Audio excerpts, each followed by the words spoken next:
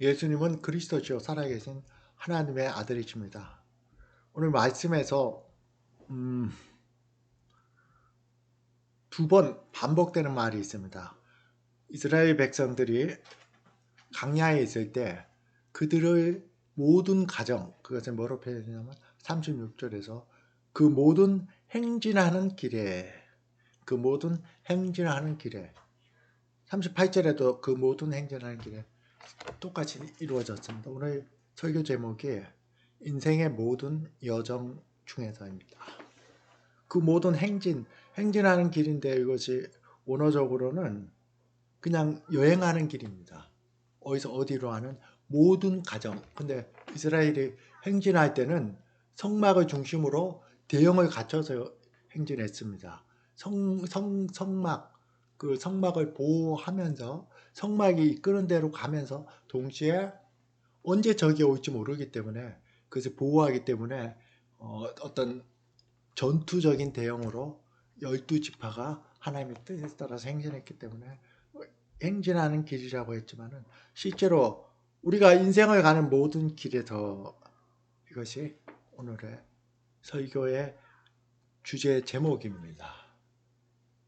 지난주에 제가 어떤 제 친구한테 전화를 받았는데 그가 인생은 참 고통이야 하는 말을 합니다. 우리가 많이 하죠. 인생은 고해다. 고통의 바다다. 뭐 얼마 전에 죽은 영국 여왕이든 지금 뭐 대통령으로 있는 어느 나라 사람이든 겉으로 권력이 있고 또 많은 형통함을 누리고 많은 것을 누리는 사람들도 실상은 어렵고 힘들고 고독하고 나름대로의 많은 고통이 있습니다. 그리고 우리가 자세히 보면은 뭐가 고정되어 있는 게 없어요. 항상 변합니다. 우리는 뭔가 가정 중에 있습니다. 항상 가정 중에 있죠.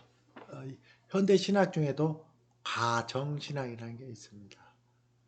그런 것처럼 변하지 않고 우리는 항상 뭔가를 통과하고 있고 뭔가를 거닐고 있습니다. 인생의 여정이죠. 그 목적이 무엇인지, 어떻게 살아야 되는지, 마지막에 어떻게 되는지 나름대로 고민을 하면서 그것을 걷고 있습니다. 우리는 어떻게 이 인생의 여정을 살아나가야 할까요? 이것이 오늘의 설교의 주제입니다. 지금 국립박물관에서 인류 최초 문명인 메소포타미아 문명 유물 전시전에 열리는데 여러 방송에서 나오는 거기서 이제 이 메소포타미아에서 처음 문자를 사용해서 기록되어 있는 일반 사람들이 기록되어 있는 기록들을 이제 전시를 했습니다. 그 중에 제가 몇 개만 읽어보겠습니다. 제 친아들은 아니지만 사랑하는 사람의 아들입니다. 마음으로 낳은 자식이라고요. 아버지, 저는 그 아이를 우리 집 호적에 꼭 올려야겠습니다. 아버지의 대답이 절대 안 된다. 오직 내 핏줄로 물려받은 손자만 우리 가문에 이을 수 있어. 이게 4,000년 전의 일인데 오늘날 우리에게도 쉽게 볼 수 있는 현상이죠. 또 이런 말도 있습니다. 매달 어떤 아들이 이렇게 말합니다. 24일을 학교에 가야 돼요. 지겨운 학교예요. 어머니가 이렇게 말합니다. 아들아, 빈둥대지 말고 학교에 가라. 제발 철 좀 들어라. 4,000년 전, 2,000년 전 모습이나 우리 모습이나 변한 게 별로 없습니다. 또 이런 말도 있습니다. 동생아, 버터랑 양 한 마리 보낼 테니까 기록 보관소 가서 나한테 걸린 소송 내용이 좀 어떻게 됐는지 연락 좀 해줘. 알아보고. 그럼의 황금 얘기는 왜 자꾸 나오는 거야? 이런 얘기가 나옵니다. 우리가 요 대화만 읽으면은 요즘에 나오는 뭐 연속극 속에 나오는 대화와 비슷하죠. 4,000년 전, 2,000년 전 처음 인류의 문명이고 문자도 처음 나와서 기록한 거나 지금이나 다른 게 없습니다. 인간의 마음은 4,000년 전이나 2,000년 전이나 지금이나 본질적인 마음은 똑같습니다. 변함이 없어요. 그러나 옛날에는 미신으로 여러 가지 가졌던 오류들이 과학의 발달로 인해서 밝혀져서 이런 거 미신에서 많이 해방된 거, 그리고 요즘에 SNS를 포함해서 얼마나 주변의 시선이 발달되어 있습니까? 그래서 함부로 행동 못 합니다. 그러나 여건이 조성되면 자기 잠재되어 있던 공격적 본능이나 성적 본능이나 이런 게 막 나타나죠. 예의를 좀 더 차리는 것 제외하고는 인간의 근본 성향은 거의 변하지 않았습니다. 인생의 모든 길에서, 인생의 모든 여정에서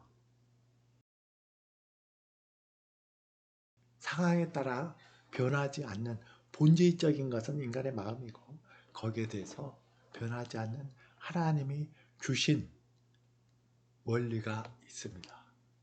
그것이 오늘 말씀에서 말하는 성막입니다. 다음 그림 한번 보겠습니다. 이스라엘의 성막은 12지파가 성막을 중심으로 이제 거주할 때 진을 쳤습니다. 성막, 오늘 말씀에서 하나님께서 이스라엘에게 강야에게 에서 이 성막이 그들의 마음에, 그들의 중심에 있게 했고, 그것을 다 바라보고 진을 쳤습니다. 이 성막은 우리에게 그대로 적용된 것이 하나님이 우리와 함께 하시기 위함입니다. 출애굽기 20장 45절에서 내가 이스라엘 자손 중에 거하여 함께 하시겠다는 거죠. 그들의 하나님이 되리니 그들은 내가 그들의 하나님 여호와로서 그들 중에 거하려고. 왜 우리를 구원하셨다고요? 왜 이스라엘을 구원하셨다고요? 그들 중에 여호와 하나님이 거하려고 그들을 애굽 땅에서 인도하여 낸 줄로 알리라. 나는 그들의 하나님 여호와니라. 하나님이 그들과 함께 거하시기 위해서 이스라엘 백성을 애굽에서 탈출을 시키셨고, 이것을 모형적으로 이렇게 보여주셨습니다. 이 말씀은 신약적으로 보면은 요한복음 1장 14절에서 말씀이 예수 그리스도죠. 하나님의 아들이 육신이 되어 우리 가운데 거하심에, 우리 가운데 거하심에, 문자적으로 그대로 해석하면 우리에게 와서 텐트를 치니, 거하심에가 텐트를 치면이나 똑같습니다. 예수 그리스도가 우리와 함께 거하십니다. 그것으로 성취되었습니다. 예수님이 태어나실 때 그 이름을 임마누엘이라 하라 천사가 가르쳐줬죠.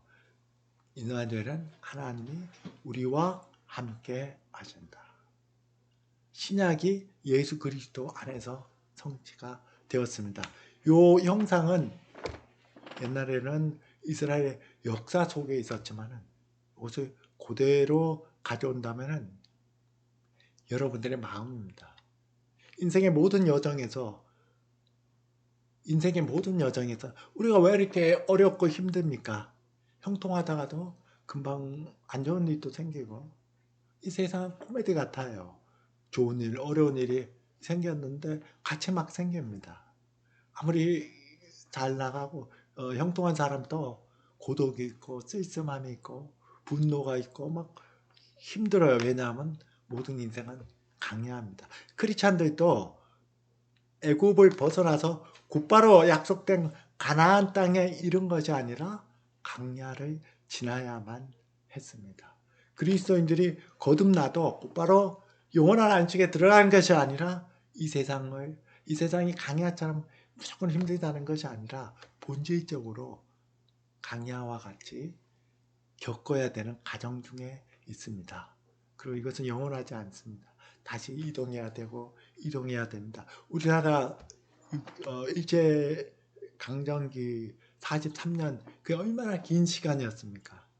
이스라엘 백성이 강야에서 그만큼의 시간, 40년이 있었습니다. 우리 인생은 강야와 같습니다. 고정되지 않습니다. 내가 붙잡고 여기서 털을 잡고 죽을 때까지 잘 살아야 되겠다는데 그렇게 사는 사람은 없어요. 자이든 타이든 또 옮겨야 돼요.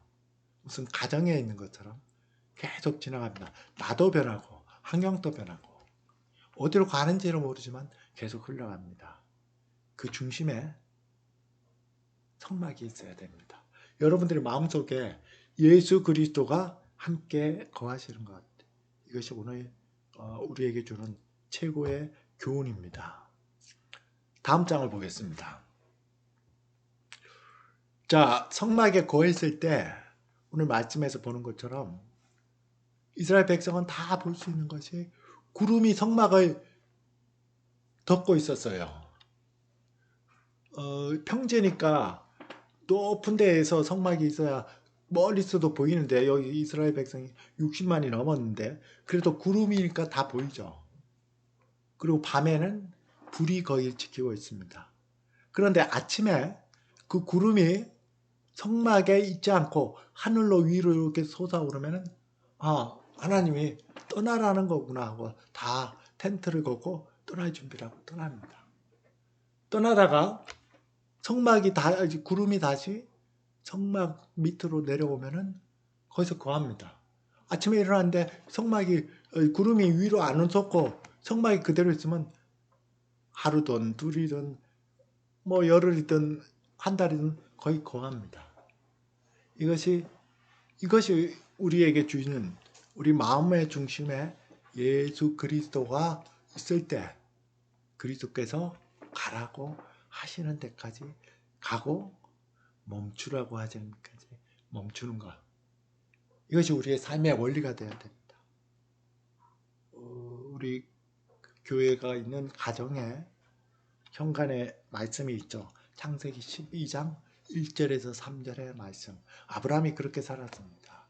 저도 20대에 예수님을 영접하고 이것이 나의 인생의 말씀, 약속의 말씀이 되도록 그때 결혼 전에 우리 재영이 엄마와 함께 그 약속의 말씀을 새벽에 가서 특별히 주문해서 액자로 놓고 지금까지 거실에 항상 걸어놓습니다. 거기서 뭐라고 말합니까? 여호와께서 아브라함에게 이르시되 너는 본토 친척 아비 집을 떠나 내가 내게 지시할 땅으로 가라. 하나님이 어디 가고 중간에 어디 거쳐서 어디 가라 정확히 말씀 안 하셨어요. 지시할 땅으로 가라. 지시할 땅으로 가라. 이것이 하나님이 우리에게 주신 그리스도인들의 정체성입니다. 강야에서 스스로 가는 것이 아니라 하나님이 가라는 데까지 가고 멈추라는 데까지 멈추는 것. 그리스도와 하나님과 성령 안에서 같이 동행하는 어떤 그 연습이 우리가 강야에서 이루어집니다. 이것은 대단히 중요한 일을 갖습니다. 예수 그리스도께서 우리 마음에 거하시고 우리를 인도하실 때 우리는 가라는 데까지 가고 멈추라는 데서 멈춥니다. 이것은 내가 어떤 인생의 중요한 결정을 할 때만이 아닙니다. 여러분들이 디자인하고 편집을 할 때 A 안으로 할 수도 있고 B 안으로 할 수 있고 C 안으로 할 수 있죠. 어떻게 하는 게 좋은가? 아니면 아예 생각도 안 나죠. 그것도 다 포함합니다. 누구와 상의합니까? 혼자 얘기합니까? 나 이렇게 할까 합니까? 아니면 잘 아는 친구한테 얘기합니까? 그 이상으로 예수 그리스도 안에서 기도로 할 수 있습니다. 대화를 하는 것이 기도입니다. 하나님 A안이 좋아요? B안이 좋아요? 제게 가르쳐 주세요. 사소한 것부터 다 마찬가지입니다. 저는 그렇게 합니다. 논문의 방향이 이렇게 될 수도 있고 저렇게 될 수도 있습니다. 오늘 주일 말씀을 이제 주일을 마쳤으니까 준비해야 됩니다. 하나님 어떤 말씀을 주실 거예요? 기도하고 그것을 그날 기도 노트에 적습니다. 그리고 그것이 응답됨을 매일 볼 수 있습니다. 큰 일뿐만 아니라 작은 일에서도 하나님이 가라는 데까지 가고 그리스도 안에서 우리에게 인도하는 데까지 가고 멈추라면 멈추면 됩니다. 우리의 삶의 정체성이 여기에 있습니다. 다음 장 넘겨주십시오. 이것이 중요합니다. 여러분들 마음속에 지금 무엇이 있습니까? 이스라엘 백성이 애굽에서 나올 때 하나님이 은혜로 애굽 사람이 가졌던 금은 보화를 달라는 대로 다 받아서 왔어요. 여러분들이 가장 귀한 거, 여러분의 가장 소중한 거, 마음의 중심에 뭐가 있습니까? 성막에 해당되는 언약궤, 하나님의 말씀, 그것을 보관하고 있는 저 우측에 있는 언약궤 성막이 있습니까? 그 귀한 것을 가지고 금은 보화를 가지고 여러분들이 가진 모든 재능을 가지고 이렇게 하나님의 영광을 바라보면서 금은 보화를 녹여서 성막을 만드는 그 언약궤를 만들어서 여러분들이 가지고 있습니까? 아니면은 자책이처럼 이게 내 우상이고 내 신이야 하고 모세가 십계명을 받으러 갔을 때 이스라엘 민족이 만들어놨던 황금 항소처럼 우상이 여러분들의 마음에 있습니까? 둘 중에 하나일 겁니다. 내 마음은 어디에 있습니까? 내가 정말 관심 있고 정말 쫓아가는 게 황금 우상에 있습니까? 황금 언약궤에 있습니까? 이건 여러분들의 마음의 상태를 이렇게 화면으로 보여주는 것입니다. 지난주에 어떤 유튜브에서 봤던 영상 중에서 17년 동안 남편이 치매에 걸린 아내를 간호하면서 어려움을 겪었던 그런 얘기가 나옵니다. 17년 동안 치매에 걸리고 점점 심해지는 아내를 겪는 것이 간호하는 것이 결코 심한 게 아니죠. 근데 상태가 점점 나빠집니다. 그 힘이 들어가지고 2번 심장 수술을 했는데도 아내를 돌볼 사람이 없어서 병원에 같이 입원해서 정작 자기가 수술을 했는데 침대에는 아내를 눕히고 그 치매에 걸려 자기는 옆에 간이 의자에 있어서 주변 사람들이 다 아내가 앉아있는 줄 알았다고 합니다. 근데 더 절망적인 것은 앞이 안 보인다는 겁니다. 아내의 상태는 점점 나빠지고 이렇게 언제까지 간호를 해야 되는지 알지도 없고 참 어려운 형상이죠. 인생이 고해라는 광야에서 엄청난 어려움을 만났죠. 그러나 그런 어려움이든지 어떤 어려움이든지 그에 대한 해답과 그에 대한 모든 반응은 그 환경을 이기려고 이빨을 물고 붙들고 있지 말고 마음속에 있는 하나님을 바라보는 것입니다. 성막을 바라보는 것입니다. 이스라엘 진 전체에서 가운데 성막이 있었던 것처럼 하나님을 바라볼 때 하나님이 알지 못하는 평안을 주시고 기쁨을 주시면은 지금 지옥 같은 앞이 안 보이는 너무나 힘들어하는 간병이 즐거워지는 마음을 주면 어떻게 될까요? 기뻐지는 감사하는 마음이 되면 어떻게 될까요? 그럼 감사하고 행복이 임합니다. 여러분이 지금 가지고 있는 업무 때문에 가졌던 스트레스, 여러분이 지금 가지고 있는 장래에 대한 스트레스, 과거의 어떤 컴플렉스, 어떤 문제든지 그 자체가 문제가 아니라 하나님과의 관계에서 문제가 있습니다. 내 자신에게도 다른 사람에게도 환경에 문제가 있는 게 아니라 어디에 있다고요? 나와 하나님과의 관계에 있습니다. 여러분들이 마음의 중심에 성막에 있는 예수 그리스도께서 우리 가운데 거하시네. 우리 가운데 텐트를 치셨습니다. 바로 이 지성소 언약궤가 예수 그리스도께서 언약의 하나님으로 여러분 마음속에 있을 때 나머지 모든 문제는 해결되지만은 그것이 없어 있고 다른 형태의 우상 옆에 있는 항소가 여러분들의 마음에 있고 이건 내가 꼭 지켜야 돼. 이건 꼭 누려야 돼. 할수록 여러분들의 갈등과 고민과 고해는 해결되지 않습니다. 말씀을 마칩니다. 여러분의 마음에 어디 중심에 뭐가 있습니까? 예수 그리스도 자체가 되시는 언약궤가 있습니까? 아니면 어떤 형태로든 황금 우상으로 내가 가진 모든 걸 쏟아내서 그것을 쫓고 있습니까? 하나님은 바로 여러분들과 함께 계십니다. 여러분들이 가진 문제들은 어떤 문제든 개인의 문제든 상처받은 문제든 내가 어떤 컴플렉스를 가졌던 문제든 장래의 문제든 지금 복잡한 문제든 건강의 문제든 절망적인 환경의 문제든 그것은 하나님과의 관계에서만 해결될 수가 있습니다. 딴 걸 바라보지 말고 어려운 환경도 바라보지 말고 무기력한 나를 바라보지도 말고 절망적인 미래도 바라보지 말고 마음 가운데 예수 그리스도를 바라보시기 바랍니다.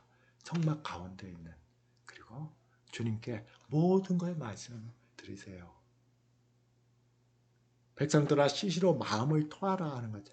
마음을 다 쏟아내세요. 여러분들이 고민이 있고 어려움이 있을 때 상담한 사람한테 그 말을 할 때 그것을 들어주는 친구가 있을 때만 또 그게 많이 해소되는 것처럼 하나님께 자기 마음을 쏟아놓으십시오. 그리고 여기서 내가 뭘 해요? 사소한 것부터 큰 일까지 다 하나님께 물어보세요. 하나님이 이스라엘 백성을 실제로 구름을 위로 올렸을 때 그들을 전진하게 하시고 야 너희들 거기서 멈춰야 돼 할 때는 구름이 밑으로 내려왔어요.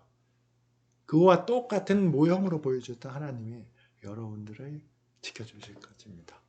오늘 디자인을 이렇게 해요. 편집을 이렇게 해요. 저렇게 해요. 물어보는 거 하나님 응답해 주실 것입니다. 하나님의 방법대로 더 큰 미래의 일을 위해서 내가 이 일을 그만두고 딴 일을 해야 됩니까? 딴 일에 도전해야 됩니까? 그 일까지도 그리고 영적인 일까지도 우리는 우리 마음을 다스릴 수 없어요. 다윗이 기도했던 것처럼 하나님 정한 마음을 내 속에 창조하시고 정직한 영을 새롭게 하소서. 다른 사람을 미워하고 다른 사람 잘 되는 걸 싫어하고 그런 마음 우리 스스로 고칠 수가 없습니다. 아예 우리 마음속에 새롭게 늘 새롭게 내 속에 정한 마음 깨끗한 마음을 새롭게 창조해 주세요. 그리고 정직한 영을 새롭게 해주세요. 그런 기도를 드릴 때 여러분께서 다른 사람과 가졌던 쓴뿌리, 다른 사람과 미워했던 마음, 개인 중심적 마음이 녹아내립니다. 이런 은혜 속에서 마음속에서 늘 함께 계시는 그리스도를 바라보고 그리스도가 가라는 데까지 가고 멈추라는 데까지 멈추는 우리 모두의 이 강야에서의 삶이 되기를 하나님의 이름으로 축복을 드립니다. 기도드리겠습니다. 살아계신 아버지 하나님, 우리에게 함께 와주셔서 우리가 함께 하시는 임마누엘 그리스도 안에서 우리가 하나님과 동행하게 하심을 감사를 드립니다. 예수 그리스도의 이름으로 기도드렸습니다.